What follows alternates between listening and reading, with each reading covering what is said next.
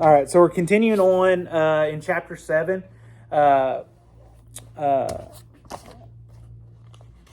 if I can get my notes correct here. Okay, guys. Um, and we're still dealing, we're moving on and we're moving into intelligence. And so, and I'm not, like I said, I'm not going to give y'all a worksheet over intelligence. Um, and there's going to be some things that you need to know in intelligence, but I'm not going to give you a worksheet on this. Okay? I've given y'all a couple of worksheets this week, and so deal with those worksheets, get them done. They're due next Tuesday. Okay? But we're going to continue on. I'm just going to continue to lecture probably like 3 days a week, and continue to do that, and that be the norm. And have several worksheets, have your self-care, and then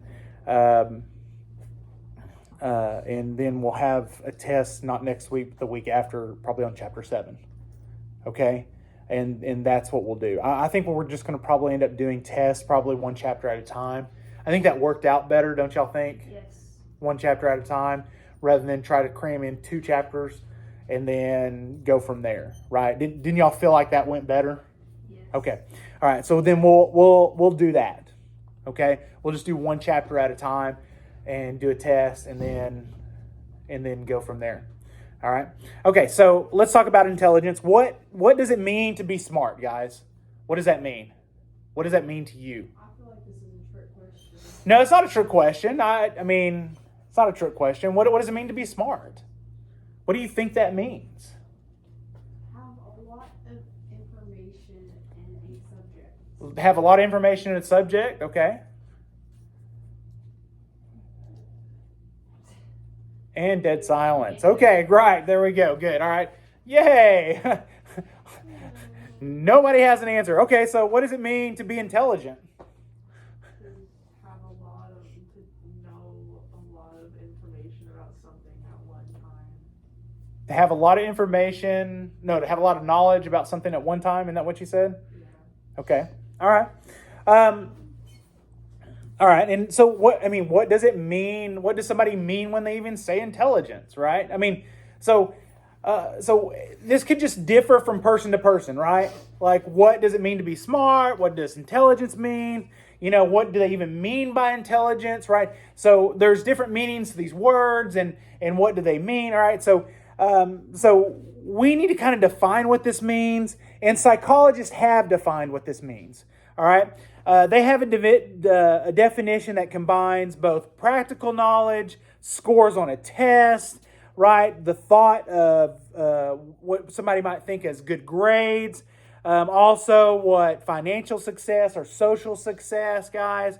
And so here's their definition, right? Intelligence is this. It's the ability to learn from one's experiences, acquire knowledge, and use resources effectively in adapting to new situations or solving problems. Right? That sounds like a pretty good definition to me, right? It encases all those things, right? Right? Like not just only having like street smarts, but having book smarts and being able to use those successfully, whether or not you have a college degree or you don't, right? That to me sounds like a great definition for all those things, because we all probably know somebody who's very successful at life and who's extremely intelligent, but by golly, they barely made it through high school, right?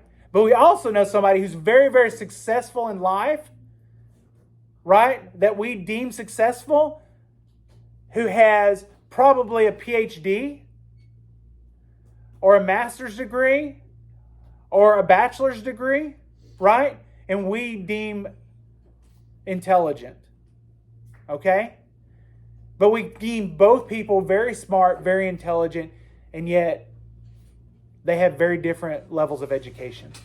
Okay?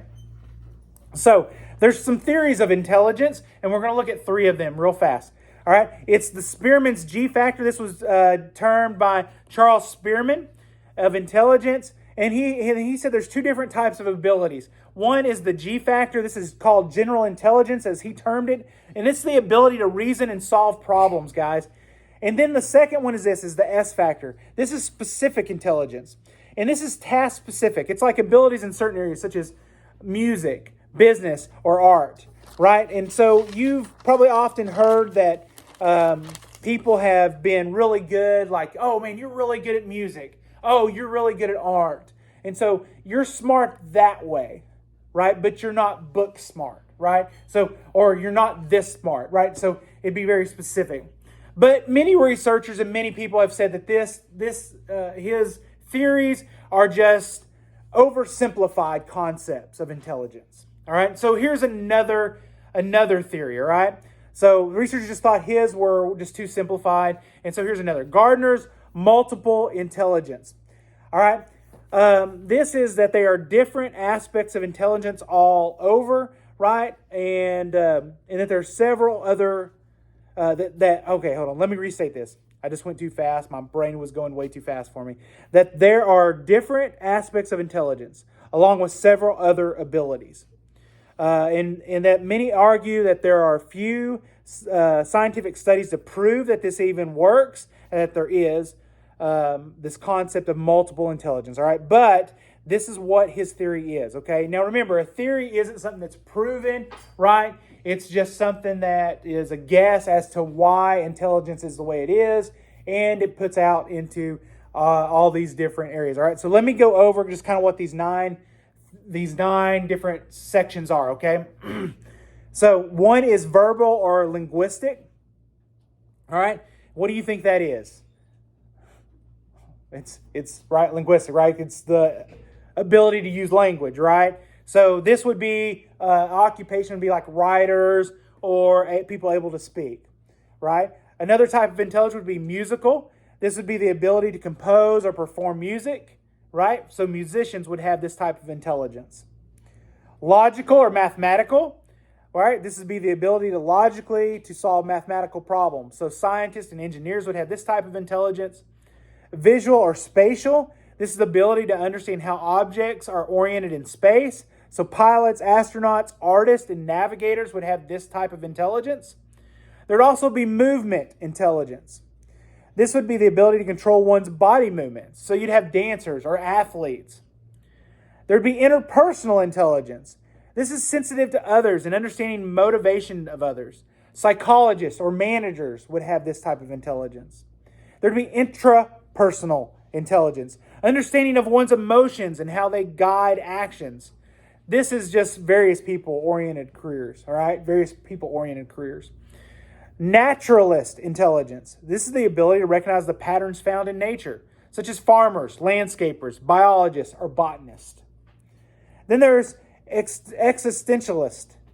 All right, this is the ability to see the big picture in the human world by asking questions about life, death, and the ultimate reality of human existence. This is more philosophical thinkers. Now, his 9 intelligence are like I said, this is just a theory that he had to break down how intelligence is. Now, I can look at this and go, okay, well, I have some intelligence in some of this, in some of these different areas. Not one speaks out. One is, I think, is greater than the other on me. But I don't know. Maybe one is. All right. Maybe one is on you. But this is how he broke down intelligence. Right. It's definitely greater than Spearman's theory that only had 2 different levels. Right. All right. So here's another theory. All right. Then we move on to Sternberg's triatric theory. This is from Robert Sternberg. He theorized that there are 3 kinds of intelligence called the triatric theory of intelligence, which includes analytical, creative, and practical intelligence. And with this, we look at analytical intelligence, and this refers really simply to the ability to break problems down into its basic components or parts for analyzation and for problem solving. Okay, this is what we would term book smart. Okay, you're book smart. All right. Then there's creative intelligence. This is the ability to deal with new and different concepts and to come up with new ways of solving problems. Right? This is what we would call divergent thinking. Right? We learned about that yesterday. Right? Divergent thinking. Right? You have to think outside of the box about how to problem solve. Right? If we have a screw that needs to be tightened up, right? We don't just go look for a screwdriver, right? We can look for other objects to actually tighten the screw. We think outside of the box, right? We go get something else to actually tighten the screw if we can't find the screwdriver, correct? All right. Or we think of the pencil, right? What else can a pencil be used for, right? It could be a weapon, right? It could punch holes in something, right? It's not just for writing, right? That's divergent thinking. That's creative thinking. That's thinking outside the box, right? So that's what creative intelligence is. Then there's practical intelligence. That's the ability to use information to get along in life, right? This is what we would call street smarts, right? Street smarts. So how does all three of these work? What does an example look like of all three of these together? So let's look at that, all right? So analytical would be this. This would be being able to run a statistical analysis on data from an experiment, all right?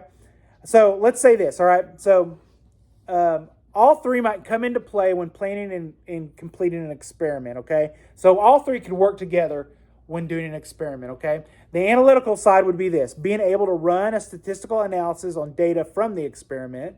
The creative side would be able to design the experiment in the first place. The practical side would be able to get funding for the experiment from donors. Okay? So all three could work towards the experiment, but all three would work in very different ways.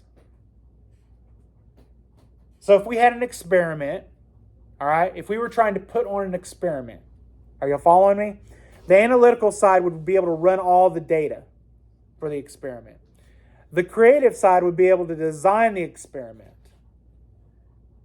Y'all following me? And the person with practical intelligence would be able to get the funding for us to actually do the experiment.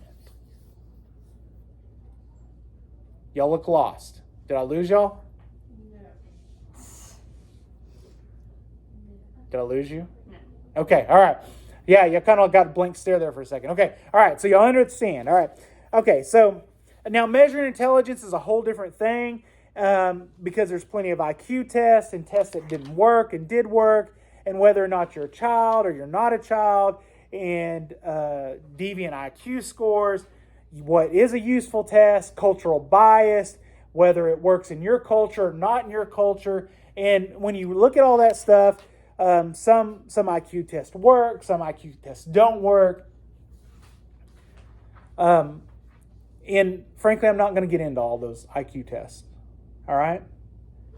I think we understand the theories. We look at the theories.